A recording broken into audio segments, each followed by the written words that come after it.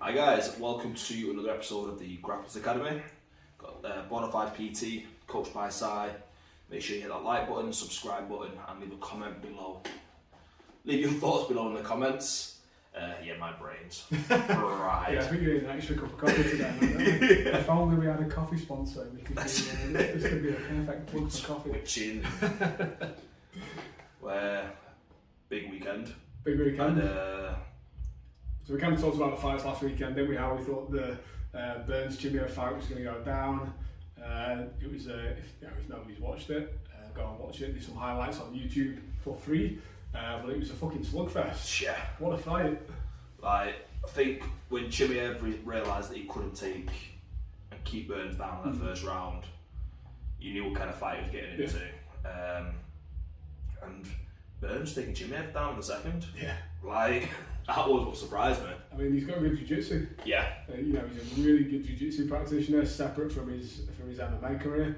And jiu-jitsu rules, jiu-jitsu and wrestling rules for MMA. Like, enough of a threat on the ground after having been taken down for Chimaev not to be pushing the pace like he does on everybody else and dominating, and enough from Burns' side of you to get back up and fight from standing. Yeah. Like, one of the comments I've heard is that they think Burns actually won the fight. I can see it, but personally I had Chimaev winning first and third rounds. I'd have loved it to be a 5-round fight though. It was difficult to say when how the judges are going to score it, whether they're going to put more priority on striking takedowns or the ground game. But yeah, it had that feel of a 5-round fight. After the end of the third round, I was like, oh, I meant like we're going into 2 more rounds. Yeah. I was like, oh shit, it's only a fucking 3-round fight. That was my thought process. I was like, oh yeah, Burns is going to rest in this third round. 4th round is going to come out slinging, and then 5th round is going to be up to sort of winner takes all kind of round. Well, no, we got that in the 3rd round instead. Heavy shots, two shots putting each other down. It was very 1-for-1 on the striking, wasn't it? Yeah. Just a really good fight. Like, if you want to get somebody into MMA, show them a fight like that. Yeah, it's exciting. Definitely. Yeah. Because do you think Burns ran out of steam in that 3rd round? I mean, some of the Chimaev's a big dude. You can see that he's a big dude. I mean, I think he did the old towel trick on the weigh-in as well, didn't he? To take like 5 kilos off or something ridiculous. Like, it was a big amount of weight. It said something. Where did I say this? They were saying he lost X amount of weight in 25 minutes, some unbelievable amount of weight. So, and then on the weigh-in he had the hands on the towel. So I don't know how much weight he was taking off, but. He's certainly bigger than the weight class. Unless maybe it was £5 in 25 minutes, whatever it was. Unless he had like a weighted towel. Even still, that's 2 kilos, isn't it? Yeah. That's impressive though. So, kind of, do you think that's the UFC turning a bit of a blind eye to it? It's like, right, we want the fight to happen. Just kind of put your hands on the towel a little bit. I reckon so. Yeah, it's got to be, hasn't it? There's too much money in the fights. And after that one, they're definitely going to do round 2. Yeah. Yeah, so as we said last week, we were discussing how did we think it was going to go down and what was next for Chimaev after. And like you said, it's that #1 contender fight. So Covington Chimaev, and then maybe we get a title fight. Then maybe we get Burns versus Chimaev again for a title. That'd be pretty sick. What I find funny though is just Leon Edwards' place on all this. Like, sorry for him. They've literally just pushed him aside. Because he's not like he's not game to fight. He wants to fight. He wants the title. He wants the top guys. He's been sitting in that sort of top 5 slot now for a couple of years. Where's the title shot? Yeah. Like, nothing, not to take anything away from Chimaev and what he's achieving, like jumping from 11th to 4th. Second. Is he second? Yeah. I thought Leon Edwards is still ranked above him. No, I think he took Burns' #2 ranking, didn't he? Burns went, Burns was #4. Burns was 4? Yeah. Edwards, so Kobe was #1, Leon's #2, Chimaev #3, Burns #4, I believe. Darren Till was ringside as well. Yeah. Chimaev, wasn't Did he? you see Burns' reply to Chimaev? No. So Chimaev said it was difficult to fight Burns due to their chance meeting of meeting his kids. Yeah.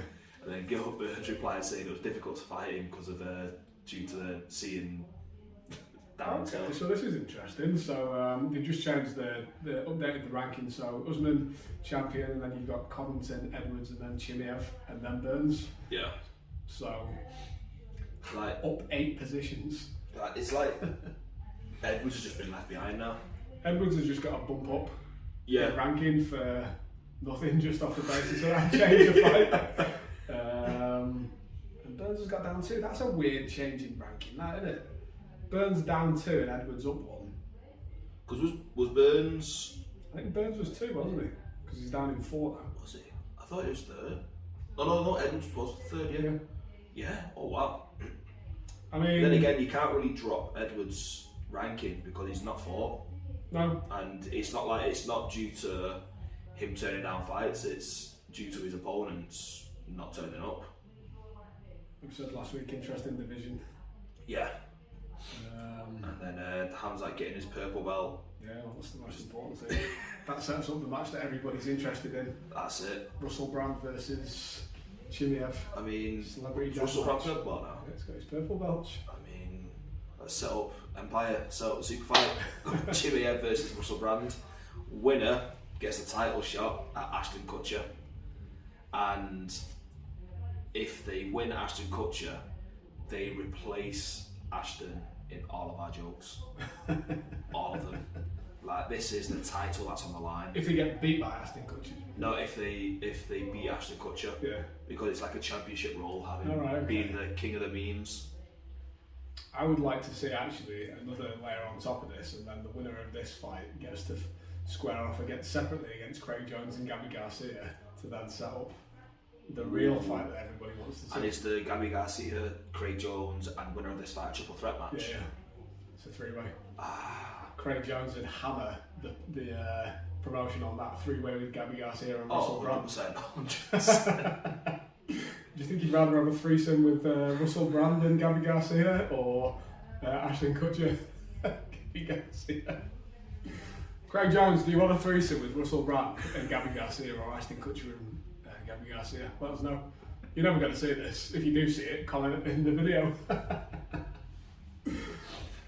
I could just imagine him as well in these Peg Bundy style like shorts, proper leopard print ones.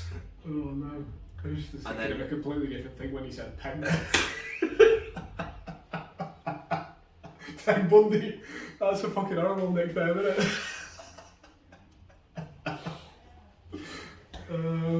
Let's get that one back on the rails. And will the Ashton Kutcher match be full contact or contact free? It'd have to be full contact, wouldn't it? True. Full peg.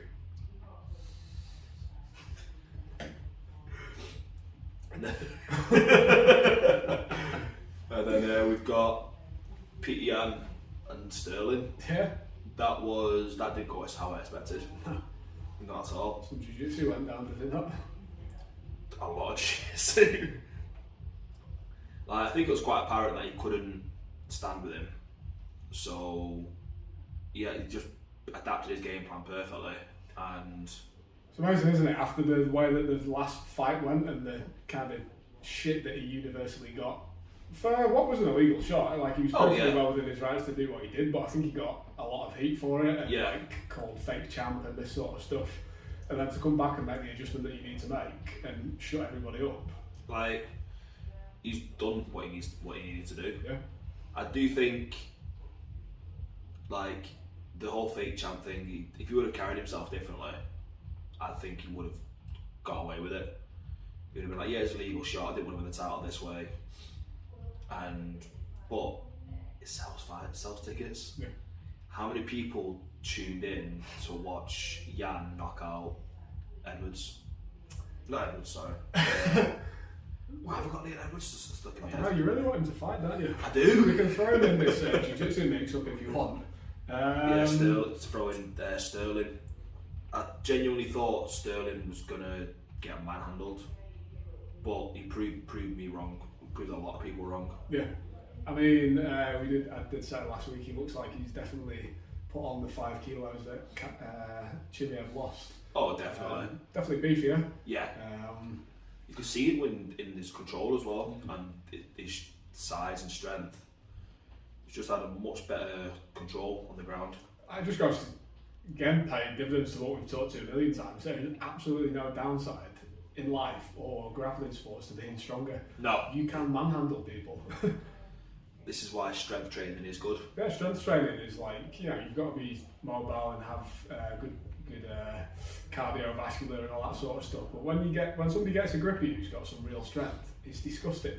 Yeah. Like, you get some smaller guys who've got some weird strength as well. Like they clinch up and put you in a body lock, and you're like, "Oh, fucking hell, where did that come from?" Yeah. Or they just manage to peel your head all the way, like just break that posture straight away with that collar tie. Honestly, some of the kids that I train with, not the 8-year-olds, but like the 17-year-olds, calling them kids but they're blokes. Yeah. You start getting into some clinching exchanges with them. Now the guys who are fighting, they're having MMA fights and whatever, they're training day in, day out. They're doing actual proper strength and conditioning for the sport that they're doing and performing in. And they've got fucking thick forearms, big necks, you tie up with them, and you're like, these guys feel stronger at 17 than over half of the blokes that are on the mat. Over 25. Over 25, yeah. And I went to watch Brooklyn the other week competing on Almighty down in Liverpool. I mean, he just manhandled the bloke who was 27. He was either 26 or 27, just threw him around. Got his back put on the cage, just turned him around. Technique, definitely, but like strength. There's no downside to being stronger. No. I think people think being stronger means you're going to be slower. Oh, not at all. Because they think bodybuilder. But they're training for their specific needs. Like, it's one of the things out of the whole don't weight train argument that really annoys me. It's like, I'm just going to get big and bulky. No, you train for your specific needs, and when done properly, it can make you faster, stronger, have more endurance, more durable. Gives you a longer life on the mat and longer life in the rounds. Yeah, there's a lot of cheat codes in jiu-jitsu. You can have stupid flexibility and it's a bit of a cheat code, but being stronger is a cheat code because you can hold people where you want to hold them. And it's a cheat code that everybody can get access to. Not everybody can get to the same degree of flexibility that some players can get to. Not everybody can be the smaller or bigger player. Like, you need to adapt to basically what you've got already. Yeah. I mean, not everybody's going to get an equal level of strength because some people are just naturally stronger. Bigger tendons, this and that. And when you tie up with some people and they don't even train, they've just got like farm boy strength. Yeah. Like, I don't know where that came from, but I want it. And these are the sort of people that like pull 400 kilo deadlifts by the time they're 23. Not everybody's on the level playing field. No. But you can be a stronger version of yourself. Yeah. And you don't want to be weak. No. Anti-fragile.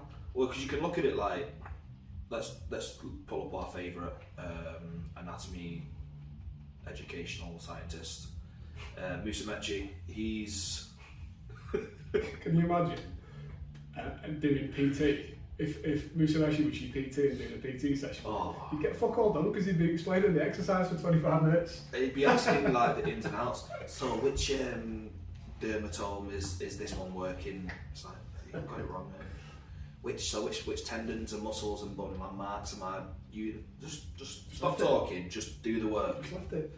But yeah, like, he may not be able to get to the same level of strength as people in heavier divisions are in, but he's still beating them, and he's maximised his strength for his capabilities, it seems, but he's also managed to adapt that to his application of technique, as well as his application of speed and his application of his flexibility. Like, he's managed to merge everything and maximise the capabilities to his own capabilities. That's the other thing about strength training as well, isn't it? It's like, you talked about speed and flexibility then. When you train strength in a full range and you train it through dynamic efforts as well, you develop speed with more power, and you develop more mobility because you're putting yourself through a big full range of movement. Fair enough, if you're only doing like rack pulls, you're not going to get strong with a long range of movement, but if you're doing deficit deadlifts, kettlebell swings, all this and that sort of stuff, you're increasing your strength at that big range as well. So it's got to carry over not just the strength, it's got mobility, power, speed as well. Oh yeah, because like everyone knows, let's pick it up, so bicep curls, everyone knows what bicep curl is, but when you see though, like just if you look in the gym, a lot of people will work from this range to say this range, and when they relax their arms, they can only sort of hold their arms to a certain degree of extension. They can get there, but they're natural because they've not got that mobility in their arms. Whereas if they were to do their bicep curl from top all the way to the bottom and then back up again with minimal swing, that's really annoying. I can't believe you just said that about Craig Jones. Yeah, apologies for this. It seems that the camera stopped rolling. We're not sure what point it cut off at. Hopefully we get a full episode. But make sure you hit that like button, subscribe button, drop a comment below, and yeah. I mean, if for nothing else, the Peg Bundy comment was... The Peg Bundy, that's it. Craig Jones, hit us up in the comments. Definitely. Let us know what you think about this this matchup. Any caffeine sponsors, we'll welcome them for next week. 100%. Get our brains more fired off. We'll see you later. See you next week.